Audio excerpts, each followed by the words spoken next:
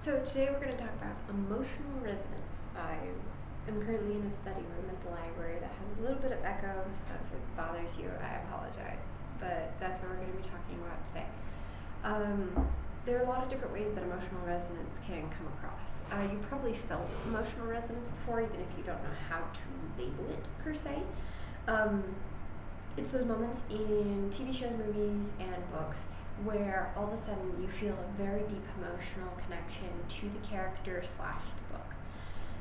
So these are moments when the two characters finally get together and you're sobbing and you're crying and you're so excited to have them get together because you felt that emotional connection to those characters. This is the moment when the series ends and you feel like you've lost a friend because you felt so many things and experienced so many things with that series that to put it down means losing that emotional connection you had with that series. These are moments like this when you walk out of a movie theater and you go, wow, that was so amazing. Like you actually felt something. You weren't just going there to enjoy a movie. You come out and you're like, dang, that was good. Those are those kinds of moments when you feel emotionally connected to media. How can we create that same response in our own readers? Obviously, we all aspire to have that response, that dang, wow, oh my gosh, I'm so connected to them, sobbing, crying, laughing, etc. We all want those moments, or at least I would assume so. We all generally like having our readers actually feel what we're aspiring to have them feel. The first thing being that we want to make sure that even the negative emotions get their screen time, so to speak. Screen time. I know it's a book, but it's still important to make sure that you have all those kinds of ideas. You need the highs and you need the lows, but we'll talk more about that later. The first one that I would like to talk about is beginning and ending mirroring each other. Now this one's kind of tricky because of the fact that sometimes people try to do mirrors and they end up actually doing it in a way that feels less emotionally satisfying. A great example of this is the newest Star Wars series with Kylo Ren and Rey and all those guys. A lot of people felt, and this is a controversial opinion, so if you disagree, that's fine. If you agree, that's great. A lot of people felt that there was something off about the ending. And a few people have identified what they think was off. And the reason why is because in the first movie, the very introduction of Rey is given with, she is asked for her last name, and so she's like, it's Rey, just Rey, and she's all awkward about it, kind of like, I don't belong here, I don't fit, and I don't have a place to belong, I am not comfortable being myself, I feel alone. But then the ending, instead of doing a perfect mirror, which would have made it feel empowering and good, when they ask, who are you, and she says, Rey Skywalker, that it feels off. Why does it feel off for most people? Well, the reason why is because we wanted her to say Rey, just Rey, but with confidence this time. With the confidence carried in the fact that she knows who she is, and it doesn't matter that she doesn't have a last name, because she is who she is. It doesn't matter. She's not a Skywalker. She's not a Palpatine. She's not belonging to anyone. She's just her own person. Now again, this is a controversial opinion, so if you don't agree, that's okay. I found that it was very fascinating and that lots of people do agree, but it is controversial. That beginning and ending mirror can be incredibly powerful if done properly. Now the reason I believe that the Skywalker line was done incorrectly is because of the fact that the whole thing they were trying to highlight at the beginning of the series was that she's not comfortable with herself. And now, at the end of the series, they're showing the wrong message. Instead of, I'm comfortable with myself because I'm me, the message they gave was, I'm comfortable with myself because someone else told me that I belong. No, you shouldn't have to feel like someone else told you that you belong. You should feel like you belong because you finally accepted yourself. That's a stronger, more powerful, palpable message. And that's why it's important to make sure that your mirrors are aligning with a good message that you're trying to send. That isn't just, oh, that was a fun little thing that you did there. It has emotional ties. something we can all relate to is not quite fitting, not quite feeling like things work out, not quite feeling like the world is ours and that we belong in it. That's something we can all relate to. However, being adopted by a super fancy family that has a bunch of awesome Jedi in it is not something we can relate to. Not generally. So it felt less relatable to the audience. So you want to make sure it's relatable, but it also has a theme to it. For example, if your theme is fire and you want to contrast that, you could do at the beginning, you would do birthday candles, a very joyful kind of fire. And then at the end, when she finally gets vengeance for the people who killed her family or something like that, you can have a giant fire, giant bonfire of some sort. That gives, again, that mirroring resonance, but it's doing it in a twisted, different way, so you can have that connection of this is how it went bad. So that's a different kind of message, obviously. All right.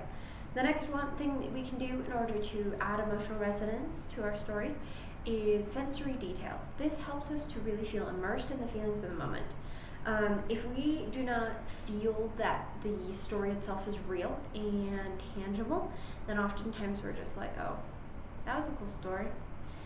But when we feel those actual, real, raw emotions, and we smell the same smells they're smelling, and taste the same taste they're tasting, and feel the table beneath us, or whatever it is, that is going to help us to create that immersion sense that helps us to really feel like it's real, like it's there, rather than just, oh, it is a story.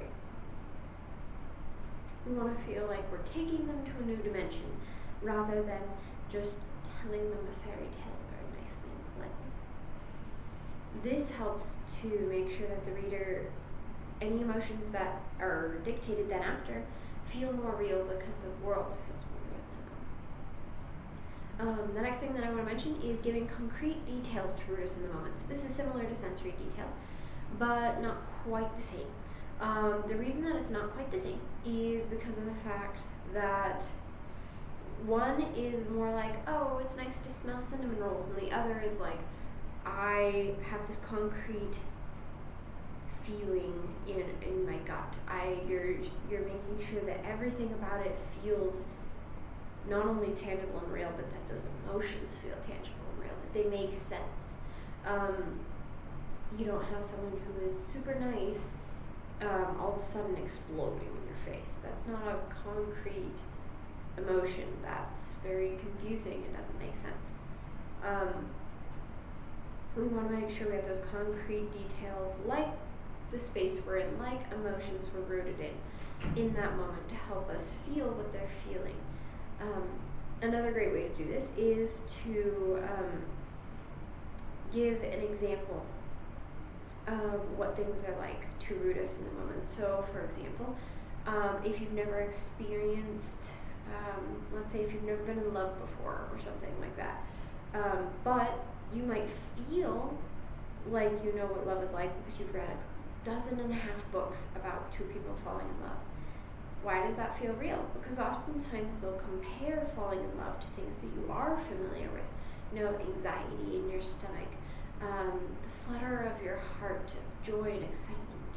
These are all things that we can relate to without ever having experienced the full emotion that they are trying to dictate. This helps give us grounding in something that we know in order to experience the strange and unfamiliar.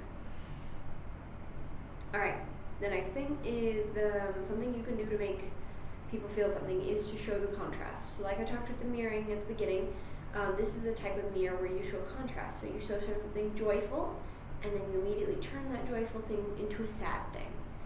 Or you take that sad thing and you turn it into a joyful thing. This makes it so that the ending emotion is far more potent. With this, a good example of it is Schindler's List. I haven't personally watched it, but a lot of people talk about the fact that it's one of the best examples of emotional resonance because it has a scene with a little girl in a red jacket, and then he sees a red jacket amidst the dead bodies of the Jews. And all of a sudden you're going from, oh, there's this cute girl running around in a meadow, to, oh crap, that girl is no more. She's not with us. And that pain, even just explaining it, I've never even seen the movie, but just reading that and explaining it, it hurts my heart because it has that contrast of going from this joy, this vibrancy, this life, to the exact opposite, this dread, this terror, this sadness, this grief. It's a completely different emotion. It's a complete turnaround. But it has that mirroring of the red jacket. Alright, next one is to drive towards a singular goal, one goal, the whole novel, so that when the readers reach that goal, they can resonate with the characters. So whether that's vengeance, or first kiss, or making sure that they get into this one college that they want to get into, whatever that goal is, make sure that that is obvious throughout the whole novel, that that is their goal. And so when they reach that goal, through all the obstacles the author has thrown at that main character, the readers are absolutely and utterly delighted, or really sad if you've hinted the whole time that they're not going to make it, and it's a tragedy. But it makes it so that those emotions you feel at the end are all the more tangible because you've been building up to it this whole time, rather than just throwing it in at the end. The build up is what helps us to really resonate with that emotion. Alright, and the last thing, don't be afraid to write about hard emotions. We need the highs and we need the lows. There are novels out there where it's just all cozy, comfy, and there are novels out there where it's just all horror and tragedy, right? But honestly, I find the best novels are ones that make us feel both emotions. Ones that go from, oh, this couple's together, to, oh my gosh, how are they ever going to get back together? He's on a deserted island and they probably will never see each other again. Or all sorts of different things like that, where you're just kind of sitting there going, man, this low is really low. But then the highs are really high, because if they hadn't been separated for that entire time, then them being together again would not be quite as sweet in that story. Granted, that being said, it is hard to write about these emotions because obviously we never wish to experience them ourselves. And if we have experienced these kinds of emotions ourselves, we often don't want to write about them. We often shy away from them.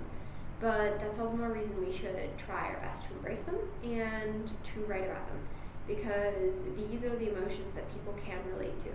Just because they're not comfortable doesn't mean they're not relatable. And that relatability will help them to feel like their character is real and tangible.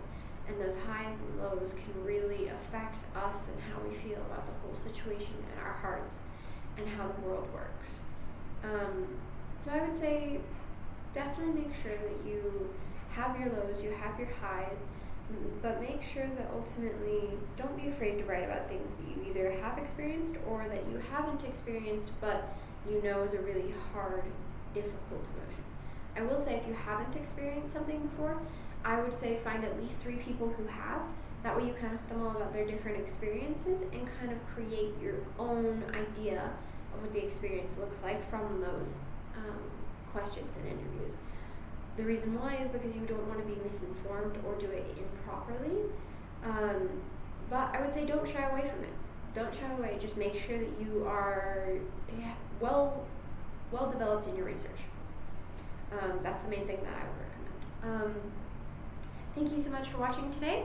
I really appreciate you listening to this lesson. If you have any questions, please comment below. I would love it if you would like and subscribe.